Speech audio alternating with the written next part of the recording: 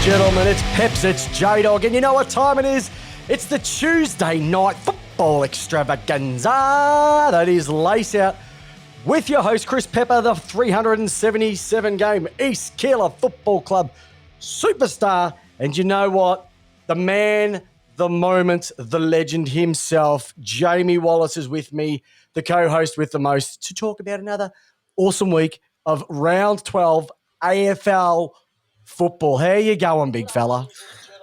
I am going very well, Peps. I mean, there's nothing better, but also nothing worse than when your team isn't playing the football for that week. Because I could just sit back, become old deck chair Ken, and just watch the footy and not have to worry about my own team playing. Is that the bye you're talking about? I'm talking about the bye. So now you know what Collingwood, Hawthorn and North Melbourne members have been going through each and every week during the 2021 season. Well, I enjoyed it. You enjoyed it, not having to stress out? I can't wait for that.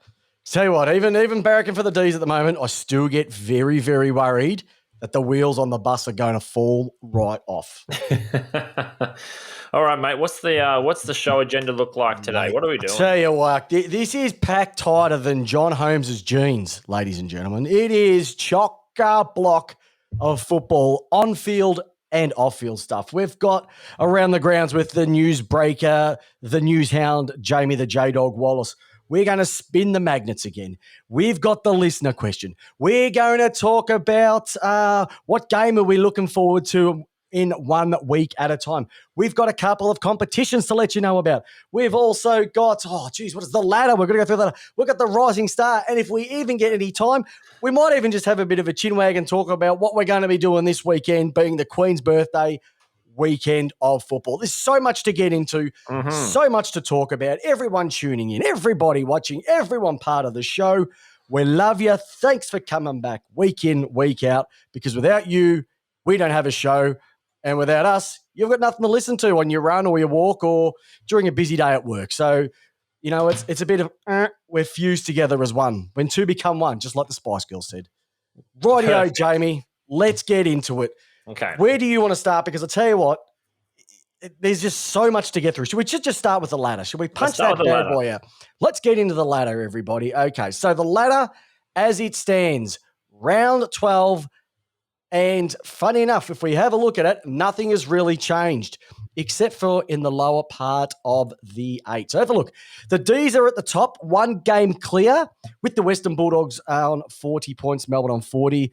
The Geelong Cats are playing this week, 32 points.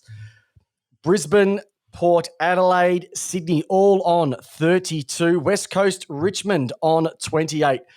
That's your top 8, everybody. And the question I'm going to ask at the moment is the final 8 locked in? Because underneath that, we've got a team who's playing some cracking footy at the moment. Probably the most informed team in the last probably 8 weeks outside of Melbourne and Brisbane is Essendon and their Dreamtime loss on the weekend.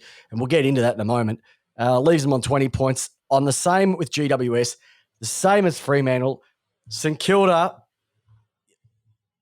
you threw one away, let's be honest. You threw one away and you threw your finals campaign away. The Gold Coast Suns are on 16. Carl Tank on 16 as well. Then we get into Collingwood, who had a great win against the Crows. Hawthorn and North Melbourne at the bottom of the ladder. So there's the ladder after 12 rounds. J-Dog, thoughts and opinions just looking at that right now?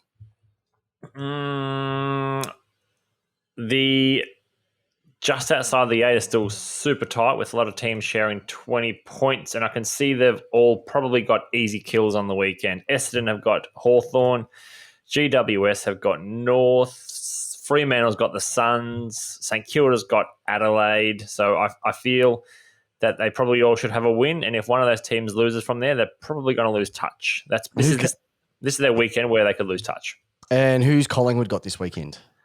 Collingwood, unfortunately, have got just some minnow of a club. That's all right. You never know. They might have a future, that club. I think they're going to go all right. I reckon they've got a future. Well, I mean, one thing you won't have is a crowd. So that's one thing. Hey, we're used to not playing in front of crowds for so many years. It's okay. We're okay with that, everybody. All right. Hey, you know what? Let's talk about it, buddy. That's gonna be a rough game. It's going to be a rough game. Oh, just Collingwood. Let's talk about it at the end. Let's talk about it. Let's talk about it. All right, buddy. Let's start with a bit of news around the grounds and handing this one over to our newsman, Jamie Wallis. Where are we starting with this big fella? Because there's so much to talk about what's happened off the field. Yeah. All right, let's probably go with the biggest story that's coming out of the papers today at the moment, which is carnage at Carlton. So the Blues have decided to bring forward a review of the club where they're at. And the first piece that has fallen is today with John Barker deciding to leave. So what this probe is going to be doing, or what this external probe is going to look at, is every facet of the football department. We're looking at coaching, development, list management, fitness, performance, and importantly around culture and environment as well. So John Barker decided to leave. He's like, that's it. I've had enough. So his experience as an assistant coach includes stints under Lyon in 07 and 08, time as a forwards coach under Clarkson at Hawthorn in 09 and 2010, and also at Carlton since 2011. So he's been there for 10 years. Maybe he's read the tea leaves and maybe there's something else going on for him, but also maybe he thinks that he's probably on the chopping block being a 10-yearer and gone through now, quite a few coaches in that time. Quite a few. Goodness gracious. And this is the thing, like when you have an end of season review, bringing brought forward the coach, the president at the moment, Mark Laduduche, is saying this is not looking at the coach. It's looking at all the facets around him, which is a little bit hard to believe. Bullshit. As soon as you say you've got full support of the board, you're going to be seek.com.au. Yeah. Look, here's the thing. They've made some mistakes with the players, and we'll go into that very shortly, who they've brought into the club. Their drafting hasn't been all that crash hot. Mm. You've had Malthouse, who's been one of the biggest coaches ever, couldn't do anything with this list.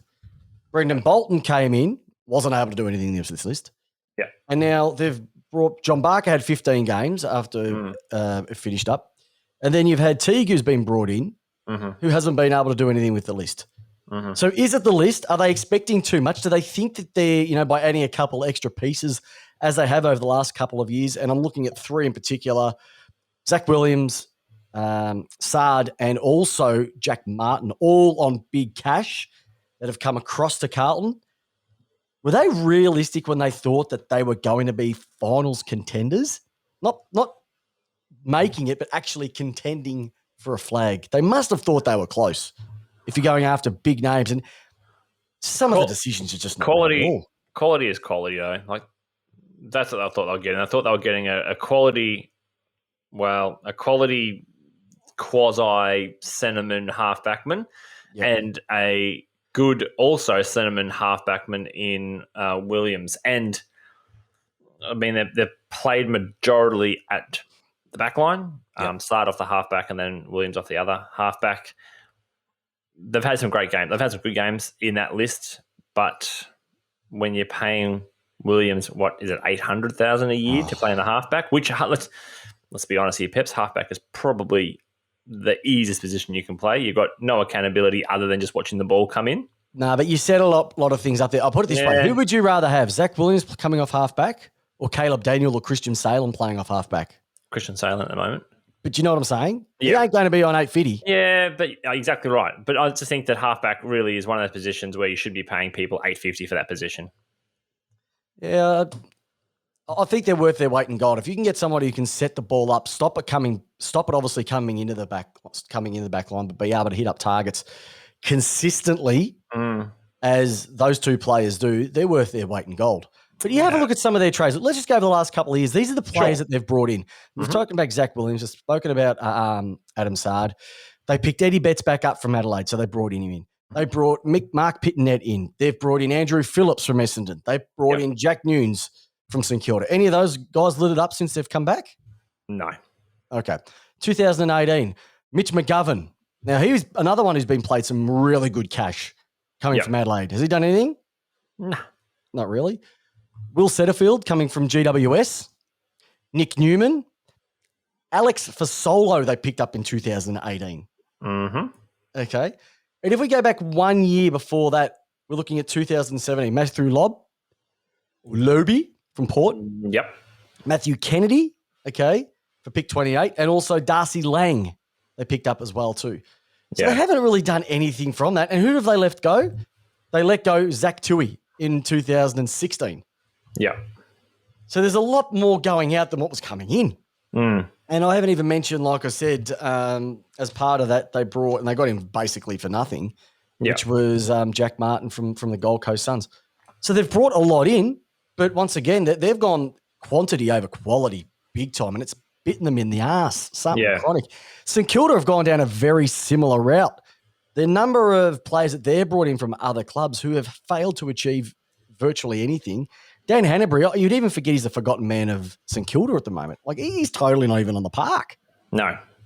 You know, but it goes beyond just their picks as well. Like at the moment, they've got Harry Mackay, who is uncontracted and is got links to a lot of clubs who would love a big young. Would you love the big Harry? Would you? Well, apparently he only wants to deal with Carlton at this particular stage. They're looking maybe 3 years, $3 million. That was some stuff that was thrown on the Twitter sphere tonight. Yeah, right. Would you pay it? Would you pay it? No. For Mackay? Not that much? Not yet? No. Is that one good season? Yeah, one good season. Paddy Cripps, apparently he's locked in negotiations around a long-term contract. But at the same time, there's interest in getting him out of there. Do Carlton need to look at it and go, okay, what can we get for Cripps? He's not going to go to West Coast because West Coast have no money left. They're chocked to the gills. Yeah. So they're going to have to go to Fremantle. Have Fremantle got room in their cap? Potentially.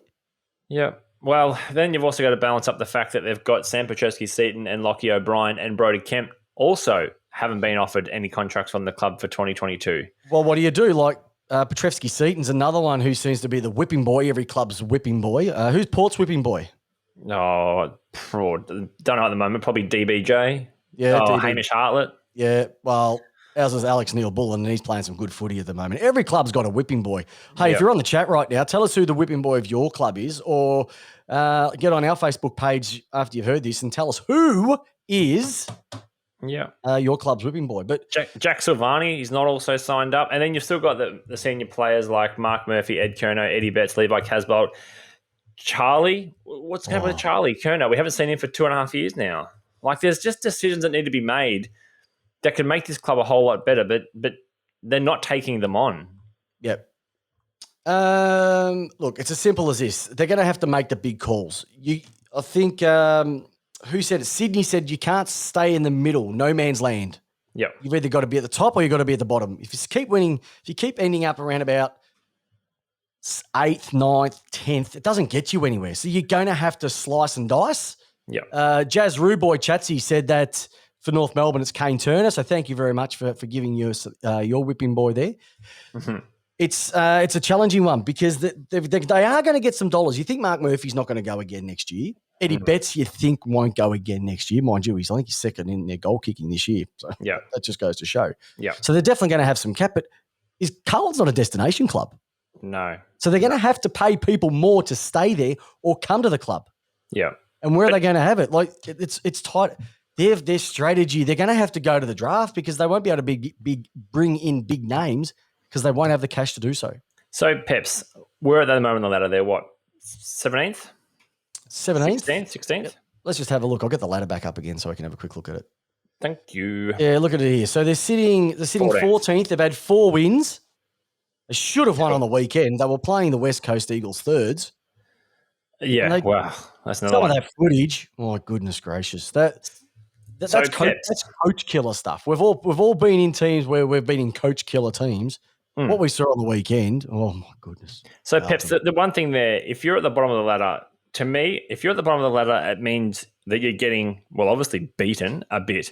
But you'd think at that point in time that you'd also probably have some numbers going the other way. So at the moment, Champion Data ranks the Blues dead last for tackle differential this season and second last for pressure factor differential. So they're conceding an average of 54.9 inside 50s per game, with the only people on that same sort of number or below them being North Melbourne, Hawthorn, and Gold Coast are worse at the moment. They're conceding 53.9 points from turnover, and they're ranked 14th of that.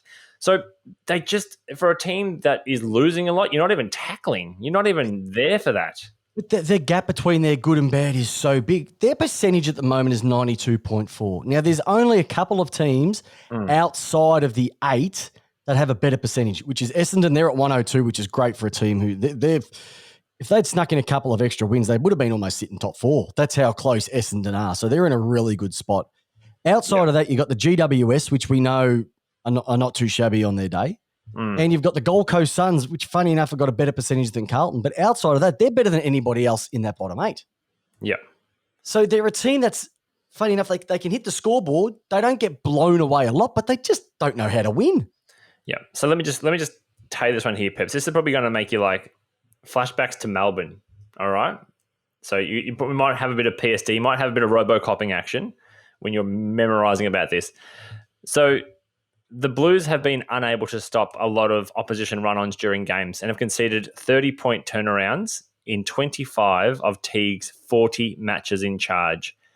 Those momentum swings are not only Groundhog Day moments for Carlton, and in 5 of its 8 losses this year, the Blues have been within either 16 points or in front at the final change. But none of those games, they've looked like challenging by the final siren. In fact, in all 8 losses so far this season, the margin has been between 16 and 28 points. They're in no man's land. That's just the system is just not the system. Whatever Teague's bringing in is not working. It's not working. And the thing is, we know it can be turned around so quickly. We've got 3 examples of it where it's worked really well. Actually, probably even 4. Port Adelaide, beautiful. Look what they did. They had the mega draft where they picked the 3 kids. Mega. Essendon have done it last year with the 3 that they've picked up. Absolutely sensational.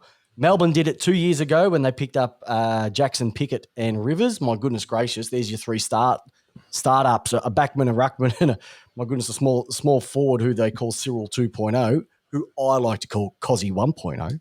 Yep. Fremantle, they did it a few years ago. Brayshaw, Chera, that sort of mix as well. Gold Coast, we know that they're struggling, but you can just see when Rowell gets his game going, they're a completely different team. Even Sydney to a degree, the kids that they've brought in, Logan McDonald, Warner this year, it can turn around quickly, but you've got to bite the bullet and say, okay, we need to make some hard decisions. We need to drop players regardless of what their name is, and we have to make the decision. Do we get rid of a Cripps? Do we get rid of a Petreski-Seaton and pull some picks? If we're not going to use them this year, stock them for the year after. Richmond are in a fantastic position. I didn't realise this, that they've got 2 first-rounders this year and 2 second-rounders in this year's draft as well. Yeah. So they've got 4 in the top 40 picks for a team that's won 3 out of the 4 flags and potentially could go on a 3-peat this year. Well, they've got it smart, mate. They've worked it out. But it's also those things like at the moment, like on the weekend, Liam Stocker was drafted in as a first-round pick to be a tough inside midfielder. Sunday, he was playing the absolute sweeper role at fullback. Yep. And he had to try and contain Liam Ryan. Like, good luck with that. Well, also, Petreski-Seaton, he was drafted as an inside mid. And guess what happened? They put him to half-back line. He was dropped after 6 games this season. And now he can't make his way into the 22. So you're not even playing these people you've drafted, these kids you've drafted into the positions that got them into that team, that got them the high draft stature. Yeah, they're in a lot of hurt at the moment. They don't know what is up and don't know what is down at the moment at Carlton. Oh, look, and we're getting things coming in the chat like Teague can't coach. Well, he's got to coach because he's got some sort of idea. You don't just get picked up as a senior coach. It's like when they say, "Oh, these footballers can't play AFL." You don't get drafted if you can't play the game. This is what annoys me when I hear this sort of stuff. I reckon a lot of it has to do, they take the natural flair of these kids and strip it out and make them system-based. There's bloody athletes. It shits me. Don't start with the athletes. The guy can coach. He just needs to get some support around him. Should we go back? This time last year, I was saying Simon Goodwin should be sacked. Mm-hmm. All right? And Joel Michael on the chat, who's been part of the show for a couple of years, he was saying it as well. The Love Machine, my brother, Mark Pepper, he said the same thing. Big Trev, my dad, said the same thing. Go on to Demonland, they said the same thing. Then what happens? They get Mark Williams and they get Adam Uze to support him, and look what happens. It just clicks. So it might not just be him. Maybe the message, because they don't spend as much time with the senior coach. They spend a lot of their time with the assistant coaches, their line coaches. Maybe that message has got stale. Yep. This one is wow. There's a lot of things going on at the moment. Yep. There's a lot of things going on at the moment at that club. And a mate of mine, Brad Lloyd, is the football director there, and hopefully he gets through this. And he's part of the review to look at, okay, where's it all gone wrong? Because there's been a lot of changes and a lot of decisions made at that club at a list level, pay level, maybe even a coaching level. And Barker said, you know what, I'll fall on my sword now. I can't do anything more than what we're doing at the moment, and I'll move on. And hey, he's been an assistant coach basically since 2007. That's a long time being an assistant. He was under Lyon for 2 years. He was a forwards coach under Clarkson for 2009 and 10. He's been at Carlton since 2011. That's 11 seasons. That gets a bit stale after a while. Yeah, and look, Carlton, they just as we've got mentions here in our chat, they just got no game plan. They just don't have take the hit, take the really crap time you're going to go through, because between 2015 and 2020, you've picked up 11 first-round draft picks. Like, why aren't you playing? Why aren't you developing them? Why are you still playing these 32, 33-year-olds and picking up Eddie Betts, who's 117? Like, why are you doing that? You got to drop the name brand. You got to drop the name brands. Stop dropping the easy targets. St Kilda, I don't care what you say, Buzz. A couple of weeks ago, you lost and you said you were going to swing the axe, and you got rid of a first-year kid and some no-name. Like, really, absolutely piss weak in what they did. They didn't make enough of a stand. And once again, what happens on the weekend? Oh, well, I'll go and kick 1 goal 6. I'll go and kick 1 goal whatever. It won't matter. I'll get a game again next week. That's the attitude these clubs have. You've got to turn the attitude around. The players are responsible. The coaches are responsible. The club is responsible. Hey, I'm loving Rue Boy getting stuck into you about your club. Some of it's picks. That's all right. I love a North Melbourne supporter getting stuck into a Melbourne supporter this year. That's okay. All right. You'd love him right now. Let's be honest. You'd love a bit of Ben Brown action. You got rid of him for the wrong reasons. Okay. What's next, big fella? Let's move on from Carlton, because they've had enough pain and there's a lot more to talk about. Where do you want to take this next conversation? Do you want to talk about? Yeah. I think I reckon Adam Goods. I reckon this is a real shame. Yeah. 2-time Brownlow medalist, 3-time best and fairest winner at the Swans, 370 something games, has rejected a Hall of Fame invitation, was voted in unanimously in his first year. Yeah. And it's mainly due to the way how he was handled with the booing situation in the last season of his career. Mm-hmm. And probably not just that season, just for a number of seasons leading up to it. Mm-hmm. Now, if someone came to me and said, Peps, we want to put you into the Hall of Fame, I'd be like, I should already be in there. But yeah, the AFL Podcasting Hall of Fame, I reckon we are shoo-ins, mate. Shoo-ins. All right. And I reckon the community will behind us. This is a real travesty, because if we separate all of that booing side of things and just bring it down to the way this guy carried himself as a footballer and how he played the game for so long, well, he's going to go down as one of the all-time greats at Sydney, full stop. One of the all-time great players, Indigenous players. So for him to reject it, I hope it's just maybe for this year. I really hope he does go back and realizes, you know what, we can make amends. Yeah. This is also going to lead on to something who I had a chat to late last week, Jamie. So we'll get onto that in a minute. Mm-hmm. But yeah, he has stood up for what he believes in, and I think Joel Michael put it perfectly here. He said, "I like it. He's standing up for what he believes in and putting those beliefs before personal accolades, and I respect him for it." And I do. We've had this many times that the good bloke syndrome gets you into the Hall of Fame, and there's people who have been absolute superstars, and we're not throw that term around lightly, who are not in there, and then there's people who get in there because they've got the nice guy factor. He should be in there for the right reasons, and for him to say no because of that, that's a disappointment for the Aboriginal Indigenous community, and it's actually a bit of a disgrace to us as supporters for us to be doing that, and we did it for the wrong reasons. And I'm not saying that I did it, but when I say us, I talk about us as football followers. Yeah, look, it's just sad. Like, I would have thought best 5 word, years sad. ago, 5-6 years ago now. I mean, he's deeply hurt. That is apparent to everyone.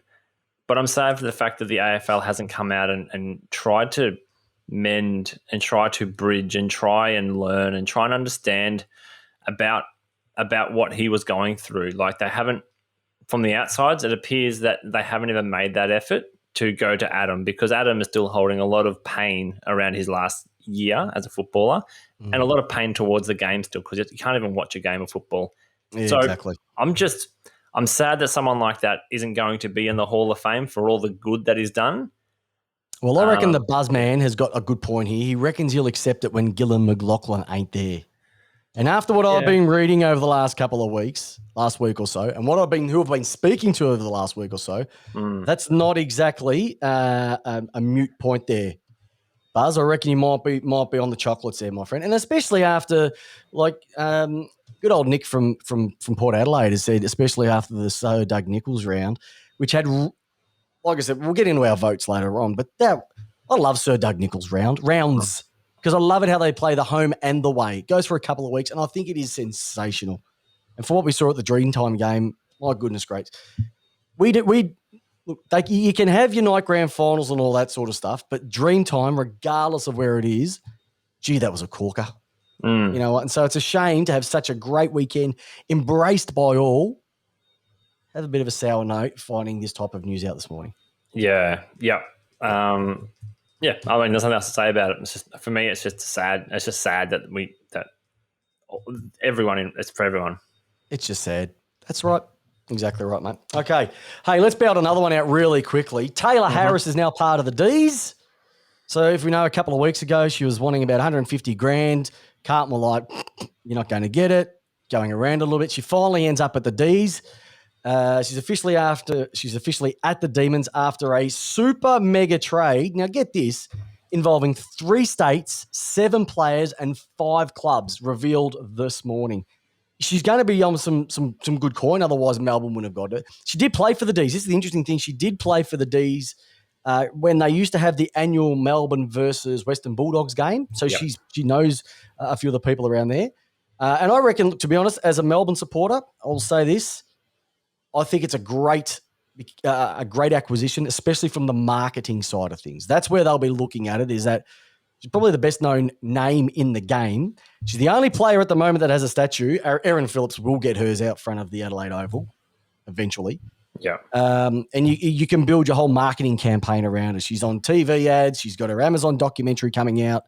I think this is a really smart play by the Ds to get somebody, and then hopefully, pull the digit out and play some good football at the same time. Yeah. Yep. Look, Carlton basically said, we're never going to meet here. So fair enough. Sorry, you cut. And Melbourne picked her up. I don't know. She has her knockers, but she has her fans. I am probably somewhere in the middle. That's good. Yep. Look, she just might need a fresh voice. Yeah. Maybe she was listening to Tiki. I don't know. All right. Who knows? Hey, can I? I've got some great news, and I love doing this every single week. I want to talk about the rising star for this week, Nick Cox. My goodness, Essendon supporters. I know there's a stack of you on the chat right now. Have a look at that, because finally the guy that you apparently think is going to win the rising star finally got a ticket into the draw too. So he had an absolute corker. He's been sensational. This guy's 2 meters, playing on a wing, 23 disposals, kicked 1.1, 1 goal, 1. That's for people who are not too sure what 1.1 means. 295 meters gained, 8 marks, 7 score involvements. He has just been sensational. He and Perkins, you should be very, very, very happy, Essendon, because you finally got him in. Will he win it? I don't know. There's a couple of good ones up there, and I'm not going to be too biased, but Trent Rivers is a massive chance. But yeah, there's a lot going on there, so it's good to see him finally get the recognition that a lot in the public. It probably wasn't his best game either. I think he's had some better ones as well too, but it's just the way it is. So Rocco Matafari, I love Rocco. Rocco's son. I played footy with Rocco's son, Vinny. Vinny is known as the duplicate because he. When they pass the torch on, so The number 5 goes from Polly Farmer to Gary Ablett, or the number 2 goes from Robbie Flower to Stephen Tingay. The number 6 went from the great Chris Pepper over to Vinny Matafari, and he has held it up in such a high esteem. So he's an absolute superstar, Rocky. And he just said it this way: he is our blue chip. There you go. I'm even going to put it up on the screen. He is our blue chip, and I reckon you have got that black and red chip absolutely right, Rocco. So absolutely well done. All right. Love it. Where do we go now, big fellow? This one's over to you. I'm handing it over to you, giving you the reins. It's your pick of the segments. What segment would you like to rock on this time? Let's do Spin the Magnets. Spin the magnets, everybody. It's time for votes. It's time for who's getting dragged. All right, so I'm going to open this one open to the chat. We can either go, do you want to hear the 3 votes first, or do you want to hear who's getting dragged? The first response coming in on the chat will be what we go with tonight. I can see him typing away. This is the one that people love every single week. They love it how you look at it. They look how we look at it. And so I'm just waiting for someone to type something in. Otherwise, I'm going to count to 5 and do it myself. Dragged. Buzzers come in with dragged. So let's get Ron out. Where are you, Ron? Where is good old Ron? All right, here we go. Ron. Here we go. Ready, J-Dog?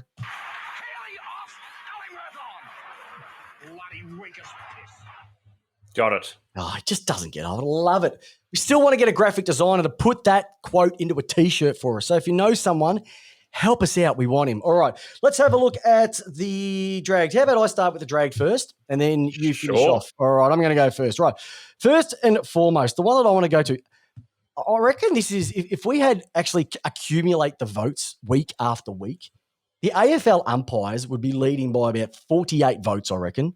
I'm giving them another vote for holding the ball. Did you see some of them in the Dreamtime game? Look, it wasn't pretty. It wasn't. It was not pretty. It was a bucket of smashed crab pretty. It was you being beaten with the ugly stick pretty. It was walk straight past that. It wasn't any good whatsoever. And it was read out this morning. I think it might have been on SEM when you look at the rules of the game and what the rules are regarding holding the ball and that. The rules don't even make any sense anymore. It's if they didn't make an attempt or didn't connect, which is like, what's going on? So the rules around holding the ball, they really need to get fixed up because the AFL wonder why people are not watching games or why people are not going to games. It's because of stupid things like this where you want to get rid of the tackle and not reward the tackler. Yeah. So that's a disgrace. All right. The second one. Now, I wanted to bring this one up because this happened on the weekend. We know a gentleman by the name of Jack Higgins kicked 1 goal 6 on the weekend. Mm-hmm. And the AFL, who preach equal rights, for the LGBTQI community, women's football, equality amongst all, anti-bullying, all that sort of stuff. They are such a double standard industry when they come out and write Missy Higgins on their website describing his performance on the weekend. And you're also talking about SEN who did that and probably Fox as well. So there were a couple of channels, and I might have got SEN wrong, but I know Fox did it. And I know St Kilda went around and rung a number of the clubs to say, we're really pissed with this. But I'm probably more pissed off at the AFL because they preach, this is what we're all about. This is what we do. This is what we don't stand for it. And then they're the ones that go and do it on their own website. No, I saw it differently.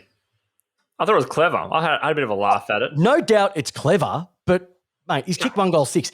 Pepper, if you saw him by the end of the game. Come on, Pepper. That's a bit of a joke. No one's getting offended by Missy Higgins other than Jack Higgins himself. I loved it. All I know is that when I read it, it did seem familiar and it did seem a little bit too close to home. All right. And the last one, look, I have to mention it. We've already gone for it. Look, the other one I have to mention is probably the 3 votes, and it's happened quite recently. We've gone into it. Is Carlton. Is there a bigger story on at the moment? I thought Collingwood couldn't get any bigger, but this is now taking the cake. And if I could just quickly go again with Collingwood, I know we've gone over it lots and lots over the last couple of weeks. But did you know that this whole voting for an extraordinary general membership, extraordinary general meeting, there's only like 17,000 of their members who can actually vote. Yeah, right, okay. Well, because 28,000 of them are pets. And so what are they going to go?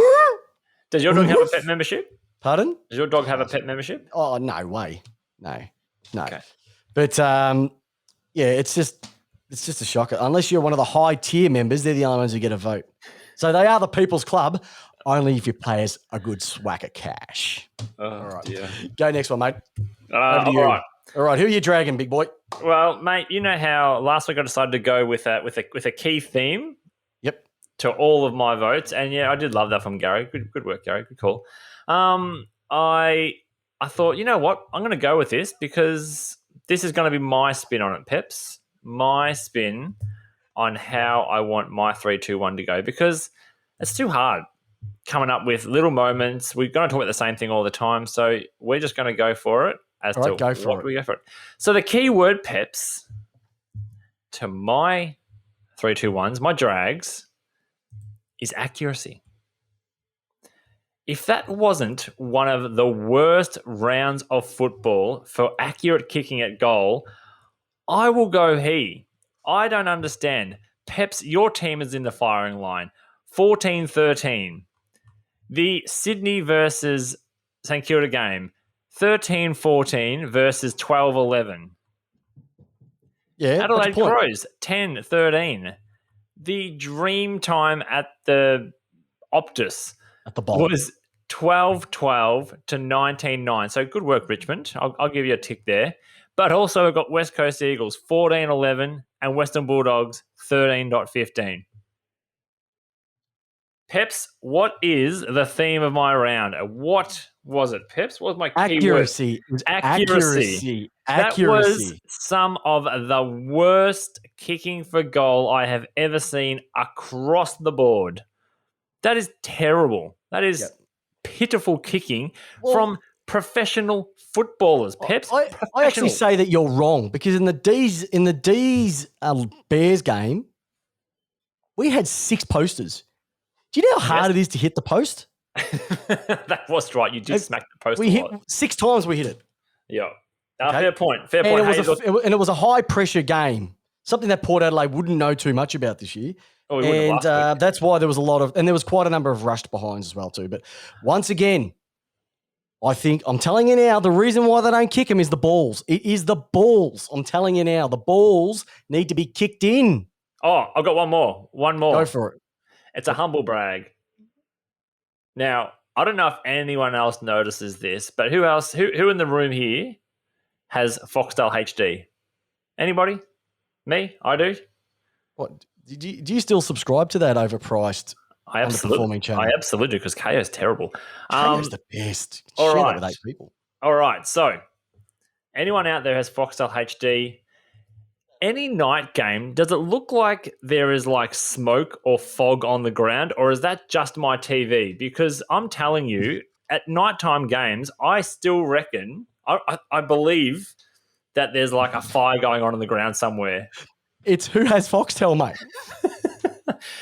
Is it just me, everyone? Is it just my TV? It's your standard definition internet cable that you've got, mate. That's your issue. No. Foxtel HD, at night time, it looks like someone has left fireworks going on the ground. There's just smoke haze across the whole ground. Yeah, it's not HD, mate. Don't get sucked into it. My KO, for the people who have KO like I do, and you run that, my goodness gracious, how sexy is that picture? It blows Foxtel away any day of the week. KO is terrible. KO is the worst subscription service since Shifty Flicks. Oh, what about OnlyFans? Oh.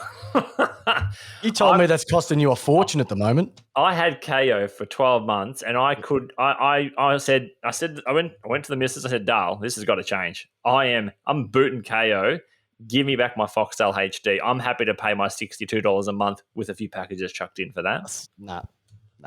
Don't need to. Oh, I love me KO. All right, let's get off. All right, KO. What's your other ones? Come on. That's it. So that's it. You just put everything together. Inaccuracy, yeah. It's just accuracy. Okay. It might just be your TV too, by the way. Or you've got cataracts. Fuck, don't go there too early. Could be cataracts. All right, let's go have a look at who's going to get 3 votes. 3 votes. You want to go 3? I'll go 3 votes first. What do you reckon? I'll do my 3 votes. Yeah, you go 3 votes. Right, let me pump through these 3 votes. First and foremost, how could you not want to give a vote to the little tattooed beast who destroyed Adelaide on the weekend? Jamie Elliott hasn't played for virtually 3 months, I think it is, with a broken leg, comes back and shows Collingwood, look, if you just hit to the guy on the lead, you could be half a chance. And that was a comeback game and a half. The problem is that he was nailing everything in the first quarter. And then after that, they hardly used him as an option from second quarter onwards. It was stupid. It was just burning everybody. So Jamie Ellett, 6 goals on a return. That, my friends, is a proper bag because it's more than a handful. All right? Okay. Second of all, if you haven't seen this is an absolute ripper. In the magnificent Friday night Melbourne versus Brisbane game, I saw one of the best Falcons I have seen in a long time. Jake Lever running with the ball, running away from the ball, turns, looked like Stephen Hawking at one stage, the way he was twisted in his face, and he has copped an absolute falcon in the side of the head. It was gold. I even rewound it. I said to my wife, "Hun, have a look at this." And she cacked herself laughing, thinking it was funny. So, Jake Lever, you have been sensational. And even when you're not stopping the ball with marks, you're stopping it with your forehead. The side of your head. So that was a cracking falcon. And look, there's only one thing I can give the 3 votes to, and this is a 2-parter. First of all, Sir Doug Nicholls Round. I love it. Everything's sensational, right? What's that? Stole mine. Right, but hold on. But I also want to say what the WA community did over there with the Dreamtime game. Spectacular. They've blown away anything that the M's they've done over here in Melbourne. Just starting it off with the top. My goodness, John Butler, I forgot how good of a singer he is. And then the best thing was that you had a game to back it up as well. So to the 2 teams, to everybody involved, getting the Sir Doug Nicholls Round, also getting Dreamtime set up. That's 2 years in a row. Once in the Alice in Darwin, the other one in Perth. It has been sensational. And so claps for you. And I might even throw in, just because I'm feeling a little bit happy, might even throw in a nice little round of applause in there as well. I like it. Well, Peps, I suppose the one thing for me that I loved about the Dreamtime was the fact that we didn't have to hear that terrible reworked edition of the West Coast song by the Birds of Tokyo. It's a terrible theme song. I enjoyed it, something different. That's why I wait till Hawthorns comes out by the Wiggles. Oh, freaking hell. All right. Well, Peps. Well, apparently, just because of all the inclusion side of things, I've heard that Frente are coming back to do St Kilda's theme song. That is beyond my. That's more my. That's beyond my time. Just think when the Saints to incidentally Cali Street. Oh, accidentally Cali Street. Yeah, good song. Peps, my theme for my picks here. Sir Walters Round. And if I'm going to be specific, I'm going to talk about the guy who literally made you nervous when the ball hit the ground, and that is Cozzy Pickett in the forward line.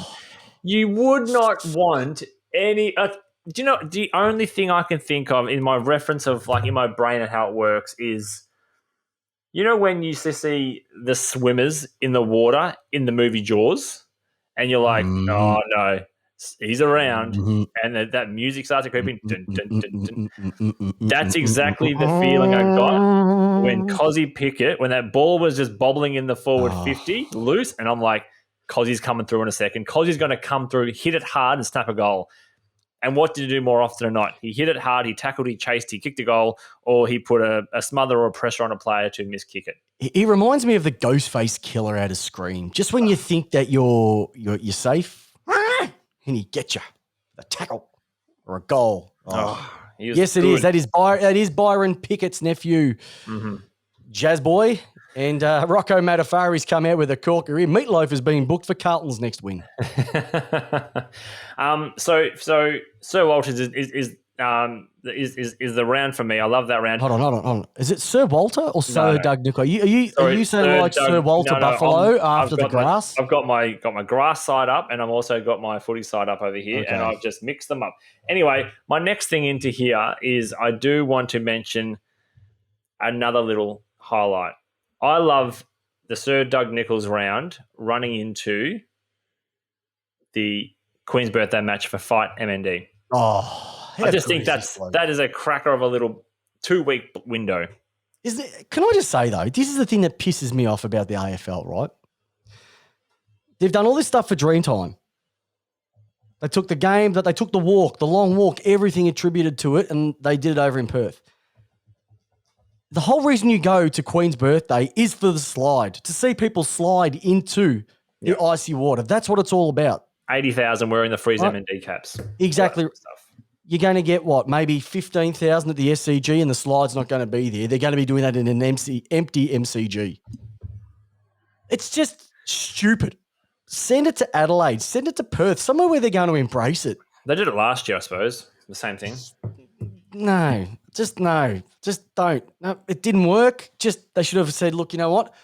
We'll do the sliding the next time they played, as an example. But it's just stupid. You got to have the sliding in there. Pick out some other people to do it in Sydney. Maybe do half in Sydney, half in Melbourne. Just get some sort of reason to go to the ground. That's what the people go there for. Crikey, they're not going to go and watch Collingwood. No, especially the fights that old mate Ed and Collis had over the years. So yeah, fair point. Peps, is that it for the news and a bit of a spin the magnets? Yeah, these my have we got the best part of the show coming up? Oh, the listener question. Oh, we got the listener question. No, that we've dropped that. Ah, shit. Now, of course, it's the listener question. Let's go through it because this one it was a belter. This listener question, it went nuts. It did get a little bit of traction, didn't it? Out there, a little bit. People are really passionate about their chocolate bars. They love their chocolate bars. Tell me about it. All right, so let's go to the listener question. Let's belt this one out. Alrighty. Okay. So the listener question this week was, I'm going to get down to it. What is the best chocolate bar? And we had a stack of replies in this one here. To quickly go through just a list here, I've got Joel Michael said Caramilk, and then got into a bit of a chat with the wifey. We also had Kay Newt, Old Gold Rum Raisin Yummy, not bad. Jennifer Booker said Tolbarone. Tony Godfrey said the one you enjoy the most. That's a bit plain for me, but I get it. Faye Ryan, Violet Crumble, Forgotten Hero of the Aussie scene. Oh, Colleen Parbury said the best was Darryl Lee Chocolate Log. It's before my time. Shit. Carrie, was that before colour television? Carrie Bennett said, gosh, I can't even find a top dog, but I do like the hazelnut. There we go. Marie Thompson, Cherry Ripe, another Aussie classic. Ian McNabb said Tolbarone. Michael Ryan, Polly Waffle. There's one that has been been brought back yet? Or is it? Yeah, the Polly Waffle's back. They brought that back, and they also brought, I'll tell you what mine is in a minute, but yeah, there's another one that they just recently brought back, which is just... Nelly Senny said it's the Cadbury chocolate. Buzzers said tough question. Golden Ruffs. Now that's way beyond my time. Is that what Buzz said? Golden Ruff? Yeah. Or was he just talking about St Kilda's performance this year? Kobe James said a picnic. Neil Ventuck said the Aero Bar, which is a classic. It's a bit of a mint chocolate. It's one of my favorites. My wife has come out and said it's a twirl chocolate, and then Josh Weymouth has said the same thing. Hit it on the head. Then we've got a Chiquito with a That's my wife's favourite, the Chiquito. Yeah. If you take a bite of the Chiquito, you're sleeping alone for the next 6 months, Christopher. Wayne McKenzie said the Peppermint Crisp. On a Big Nick from the Porches podcast has said the Simple Mars Bar, but he also said the Viking Bar before it went out of production.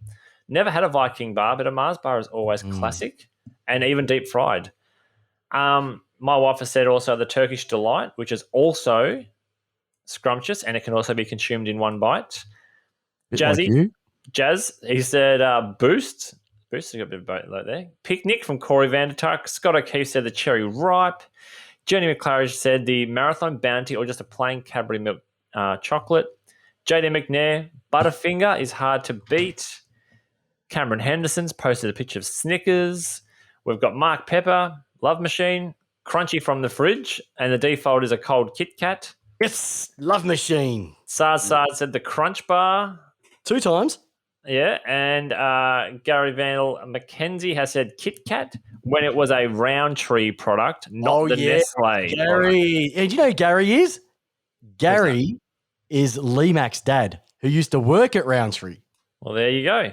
There you go. We've got Lynn Ewing has said a picnic or a marathon in there. And then under all those things, the people have then got that chocolate bar and had side conversations. But there is I had sidebars. At sidebars.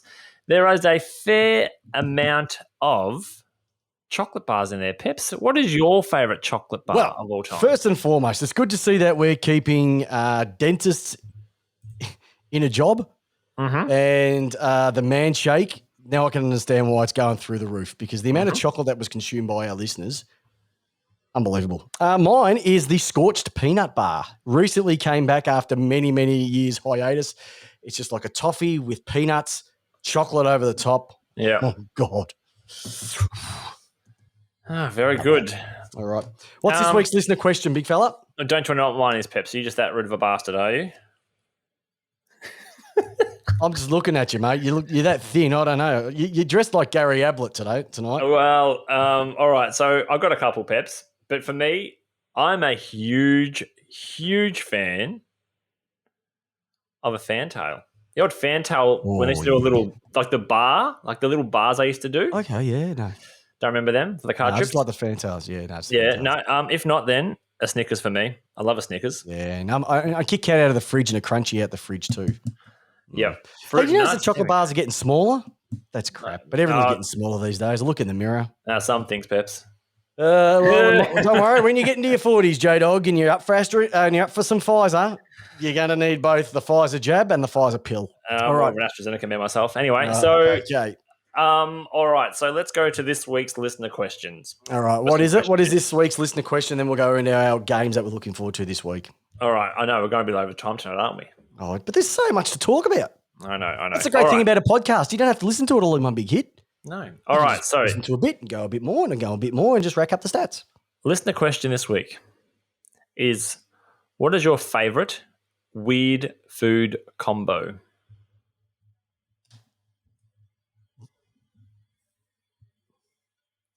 Come on, Peps. Give us an example, mate. Can you give us an example? All right. I'll give you an example. Let's say, let's go jam. Yep. And Savoy biscuits. That's not weird. Do you know what I have? I'll help the listeners out. I love poached eggs with maple syrup. Well, there you go. That's a weird one. Poached eggs and maple syrup. That gets me going. Love it. So what is your weird food combos that you enjoy that shouldn't go together, but they do? Nutella and bed. Nutella and bed. Hello. Oh, there we go. Right. What's that? Did you see Nick's post up there? That's a weird one. Friend who loved pancakes with Vegemite and tomato sauce. Yeah, that and he got COVID. See, weird. That's how COVID starts. That's how COVID started with crap like that. That's weird. So I've had someone who eats there's a weird it was like ham and jam sandwiches or something. Like it's just weird stuff. We've had such a great episode. This is what we finish every single week. All right. Okay, so give us your combo because Jamie puts a lot of thought into the question most weeks. And this was one of them that he really spent a lot of time figuring out. Okay, so let's have a look at 1 week at a time. Plenty of games coming up this week, J-Dog. What catches your eye?